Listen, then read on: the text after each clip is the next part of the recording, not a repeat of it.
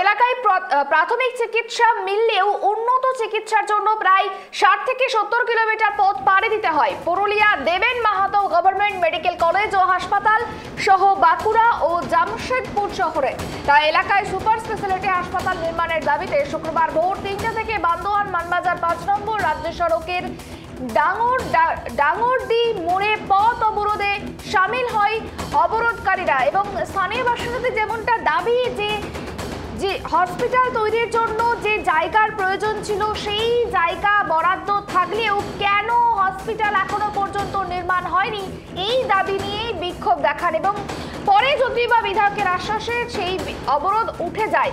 বিধায়ক ঠিক কি আশ্বাস দিয়েছে এবং স্থানীয় বাসিন্দারা ঠিক কি জানাচ্ছেন এই বিষয় নিয়ে জানবো। আমাদের সঙ্গে সরাসরি লাইভে রয়েছে প্রতিনিধি অমিত। যেমনটা জানা যাচ্ছিল যে গতকাল থেকেই কিন্তু বিক্ষোভে সামিল হয় স্থানীয় বাসিন্দারা হাসপাতাল নির্মাণের দাবিতে, সেক্ষেত্রে কি জানা যাচ্ছে?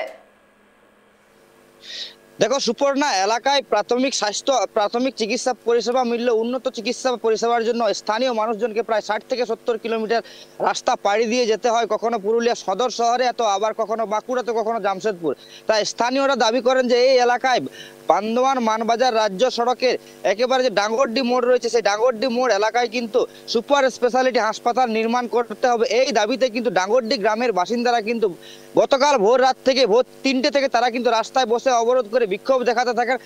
একেবারে রাস্তার দুই পাশে গাড়ি আটকে পড়ে সমস্যায় পড়তে হয় সাধারণ মানুষকে এবং তাদের দাবি যে এই এলাকায় কিন্তু হাসপাতাল নির্মাণের জন্য জমি চিহ্নিত করা আছে, কিন্তু জমি চিহ্নিত করা থাকলেও সেই হাসপাতাল নির্মাণের কাজ কিন্তু এখনো শুরু হয়নি। তাই সেই কাজ কিন্তু অবিলম্বে শুরু করার দাবিতে তারা কিন্তু রাস্তায় বসে অবরোধ করেন এবং দীর্ঘ প্রায় 17 ঘন্টা অবরোধ চলে এবং ঘটনাস্থলে এসে পৌঁছায় বড় থানার পুলিশ এবং মানবাজার 2 নম্বর ব্লক সমষ্টি উন্নয়ন আধিকারিক।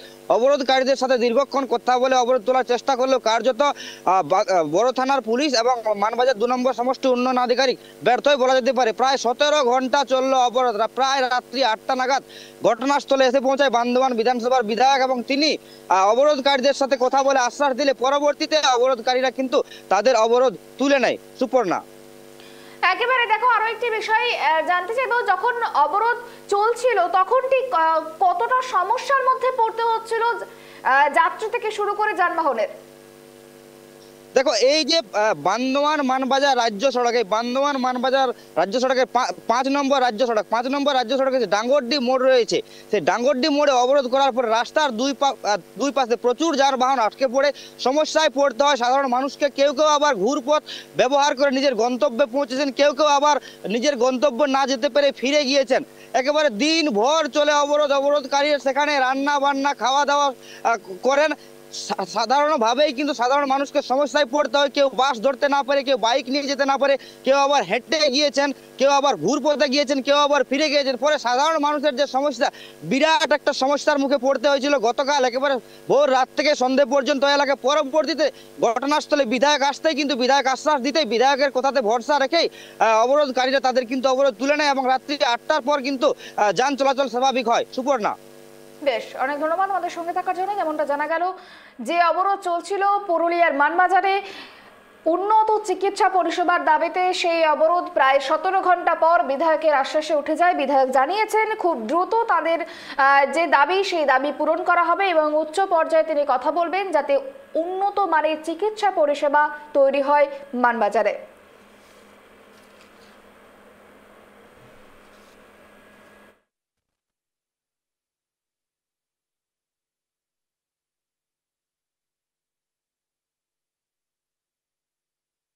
যথারীতি আমি ব্যক্তিগত উদ্যোগ নিয়ে আমাদের বিএমএইচ এবং তৎকালীন বিডিও সাহেবকে নিয়ে এবং সমস্ত ডিমার্কেশন করা, নোটিফিকেশন করা, সমস্ত কিছু যেগুলো অ্যাকোয়ার হয়েছে সেগুলোকে খালি করতে নোটিশ দেওয়া, সমস্ত কিছু কাজ করার পরে এমনকি এই জায়গার ফিজিবিলিটি রিপোর্ট পর্যন্ত পাঠানোর পরে কোনো একটা অজ্ঞাত কারণে এখানে আর হয়নি।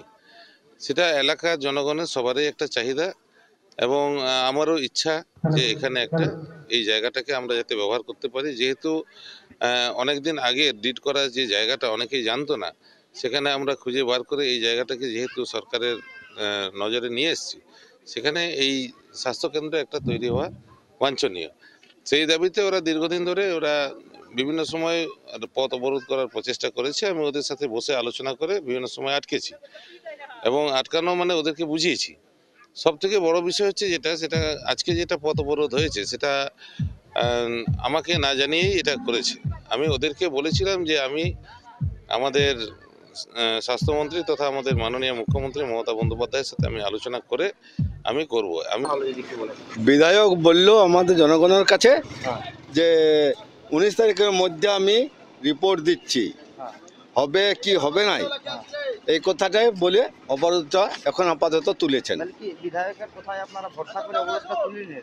হ্যাঁ, ভরসা করে এখন বিধায়ক আমাদের তো এখন ভগবান, কাকে ভরসা করব আমরা? না এমপি আসছে না ইয়া আসছে, তাহলে কি করব? কারণ যেই আসবে সামনে তাকেই আমরা ভরসা ভরসা করছি। তাহলে বিধায়কে আপনাদের শেষ ভরসা। হ্যাঁ।